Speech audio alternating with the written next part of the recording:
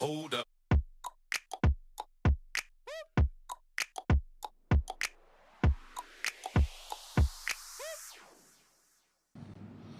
I hope you're having a great day and I hope you're staying safe at home. Today I want to talk about another reason why people fail. We did a video before about why people fail mostly because they're not willing to commit to the goals that they make.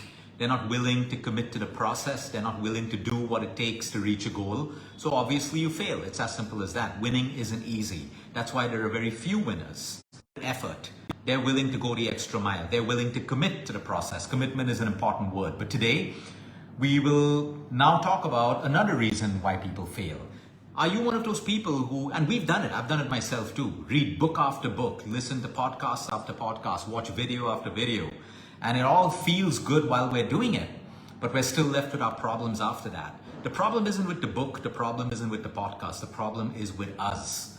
We keep reading, we keep doing stuff, learning more, talking about it, but we never practice. The missing word is action.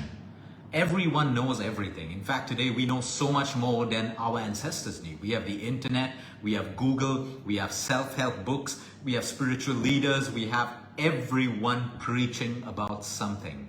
So information shortage isn't the problem. The problem is lack of people's action. No one or very few people want to take action. The ones who take action are the ones who succeed. It's as simple as that. Okay, so there are 5 actions that you need to take to lose that extra weight from your body. But you're willing to take just 3 actions out of the 5 actions, which are necessary. Are you going to be successful? The answer is no.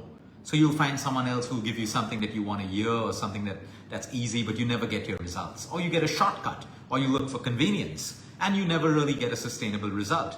You're having a problem in your relationship. There are 5 things that you need to do to keep a healthy relationship, but you only want to do 2 of them. Are you going to have a healthy relationship if you're not willing to do the other 3 that it takes? Absolutely not. So the perfect truth or the perfect lie that everyone lives is us not wanting to take action that we're supposed to take. As we read books, beautiful self-help books, beautiful religious books, spiritual books, we feel good when we look at what can be done. We feel good when we read about how meditation can change our life. We feel good when we learn how just 10,000 steps or a little bit of activity can help us to start losing weight. We feel so good when we read literature and science on how deep sleep can make us healthy. But how many of us put that to action? That's where we all fail. That's where we all fail. It's like school. All the students in the class, they have the same teachers, they have access to the same knowledge, but there are only top 3 students every year. It's the same thing with top universities around the world. Every one of those students in universities have access to the same teachers, the same knowledge, but there are only top 3 people who succeed every year. What are they doing differently? Knowledge that you read and gain from reading is useless without practice. But yet we constantly read book after book, listen to podcast after podcast. I don't have a problem with that. There's a lot of value in those books and in the podcast you're listening to, but you wasted your time if you're not going to practice it. Read a book. Take something that inspired you and practice it and practice it and practice it until it becomes a habit. And then take up the next book and take something from that book. If you feel it can make your life better, it can make your health better, take that 1 or 2 little things and practice it until it becomes your lifestyle. And then you move on to the next. But most people move on from one book to another or one podcast to another. Why? It's stimulating your dopamine. You always get something good out of a book or something good out of a podcast. And you feel good. Your dopamine's all over the place. And then the moment the book's over, the podcast is ended, it comes down. The brain's looking for something more and more and more. That's all right. It's good that you read. It's good that you listen. But when is the practice going to start happening?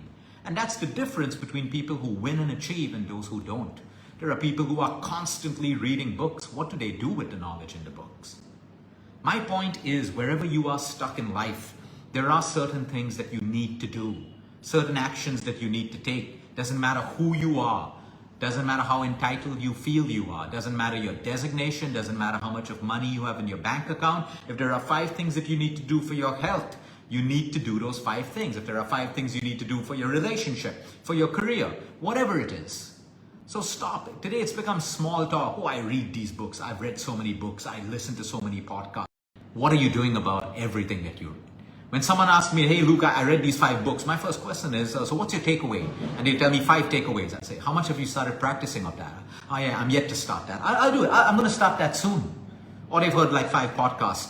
They hear a couple of podcasts that I've done and they come and say, hey, Luke, you said this is brilliant. I said, yeah, it's brilliant only if you do something about it. It will sound brilliant because it is brilliant. The only when you practice it is it actually going to bring brilliance into your life. So stop fooling yourself. Stop wasting your time trying to just acquire and never practice. I can't tell you how many people are stuck out there in a spiritual fad. I don't have a problem with spirituality. I embrace it. It is only useful if you practice it. You can't go on chanting all day and meditating all day, and the first instant life throws you like, something difficult. You go back to your old self. You don't practice what your meditation taught you. You don't practice about stepping back. You don't practice self-restraint. You don't practice discipline. It's useless. And of course, it's not easy either. But the moment you start practicing it, you still fail. But the more you practice it, you fail lesser and lesser, and then it becomes part of you. But the problem is everyone is constantly looking for the next best thing to do, the next best fad to follow. This part of religion, everyone talks about it. I mean, there are people in religious institutions every single day hearing the same things that are being preached every single day. When are people going to start practicing it? And you don't have to practice everything. You got to take something out of that sermon or something out of that religious book that you read or something out of that spiritual path that you learned, and it means to you, and you start to practice it. You go crazy if you start to practice every part of religion and spirituality or everything for your health in one day. Impossible. Celebrate the small wins. I need to sleep better at night. What are the top 3 things I need to do? Fine, there are 3 things. Can I do at least 1 now? 1 and become perfect at it. And then 2, and then I sleep better. What are the things I need to improve my brain health?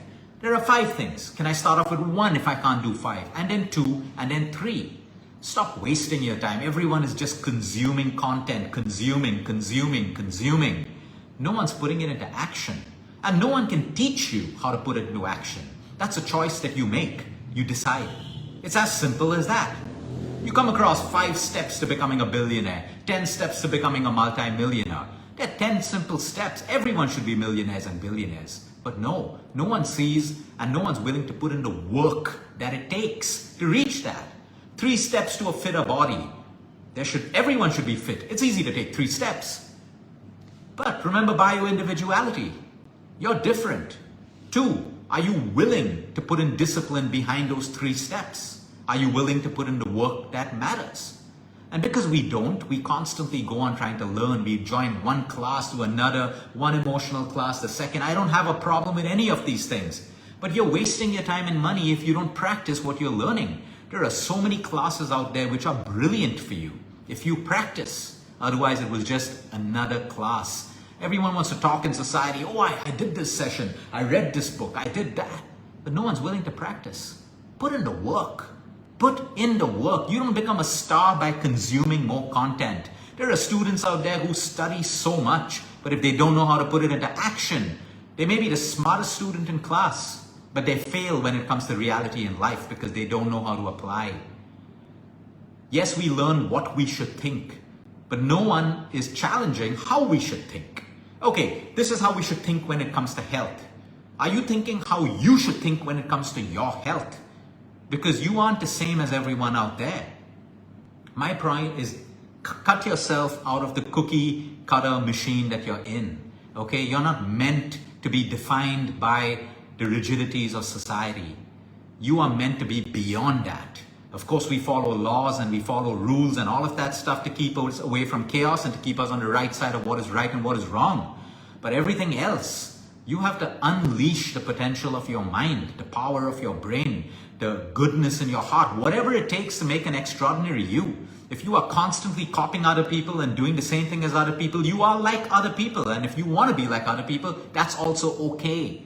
But if you want to be above average, if you want to start seeing different results and different changes in your life, you are going to have to start doing things differently. For that, it comes with a price. You may lose some friends along the way. You may make new enemies. You may invite jealousy in your life. You may invite people pulling you down and all of that stuff. It is part of success. You know you're winning when that starts to happen. When that's not happening, you are not winning. You are fitting in. It's as simple as that. So again, knowledge without power is useless. It is useless. Today, if there's a class or a book that you're reading, make notes. At the end of the book, reflect. I've given like 5 days to read a book, 5 days of my life, which I will never get back. Let me reflect and take away at least 1 or 2 or 3 good things that I can now put into my life, so that 5 days of giving that book can allow me to grow in some way or the other. Don't be the spiritual fat sheep, just doing everything and never feeling better, still living with bitterness in your heart, inability to forgive, pulling down other people, but there you're sitting there and chanting and meditating and lighting candles and doing pujas and standing outside churches and stuff like that, but you cannot practice what you learn. Useless. Useless. It makes you feel good inside, but it makes you feel like a fraud at a deeper level. My point is, no one is perfect. And no one can ever be perfect. My point is, what can you take from what you learn and start applying it? And those little wins that you start practicing every day is going to help you evolve in every dimension of your life.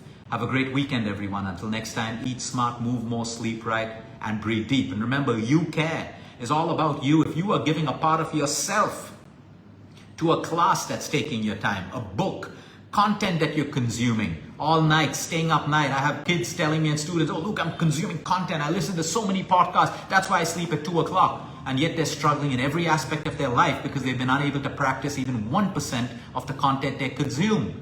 Useless. I'd rather you sleep better. As simple as that. So all I'm trying to say is be practical and be real with yourself. Don't fool yourself. Don't be a fraud to yourself, because that depresses you. Okay, you don't have to know everything. Start off with knowing a little bit of what is important for you and your goal, not everyone else's goal.